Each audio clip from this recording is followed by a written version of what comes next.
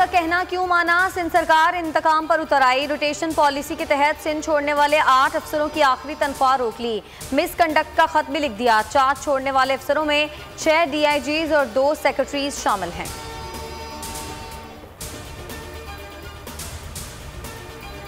Gas load shedding पर अवाम सवालात कर रहे हैं। एक्सपोर्ट इंडस्ट्री को गैस की सप्लाई नहीं होगी तो बरामदात मुतासर होंगी।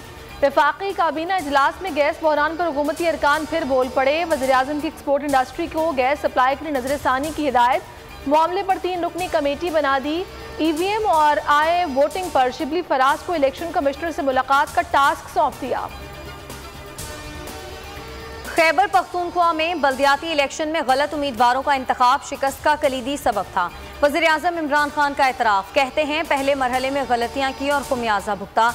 अब ज़ाती तौर पर बल्दियाती इंतखाबात की हिकमत अमली की निगरानी करूंगा। PTI मजबूत होकर सामने आएगी। वज़ीर आला महमूद खान से रिपोर्ट तलब। तहरीक इंसाफ का टिकट रुसवाई का टिकट बन चुका। आइंदा इलेक्शन में PTI का टिकट लेने वाला कोई नहीं होगा।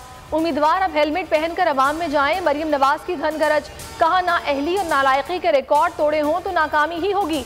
इमरान खान अवाम की जान छोड़ दें और थोड़ी सी जो इज्जत है वो बचा के चले जाएं। फवाद चौधरी ने JUIFA को शिद्दत पसंद जमात करार दे दिया। बोले फजलुर रहमान का इक़्तिदार में आना बदकिस्मती की बात होगी। सियासी बोनों का कद बढ़ने से मुल्क को नुकसान होगा। हाफिज हमदुल्लाह का जवाबी वार, कहा आइन बनाने वाले पार्टी को इंतहा पसंद कहने वाले खुद इंतहा पसंद है।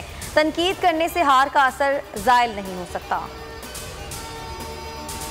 मरियम औरंगजेब और शहजाद अकबर आमने सामने। लीगी तर्जुमान कहती हैं शहबाज शरीफ के खिलाफ सीरीज ऑफ केसेस बदनीयती पर मबनी है।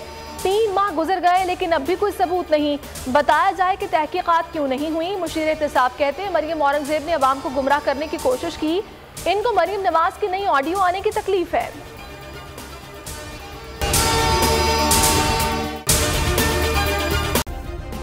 सब्सक्राइब करें और बेल दबाएं ताकि कोई खबर रह न जाए।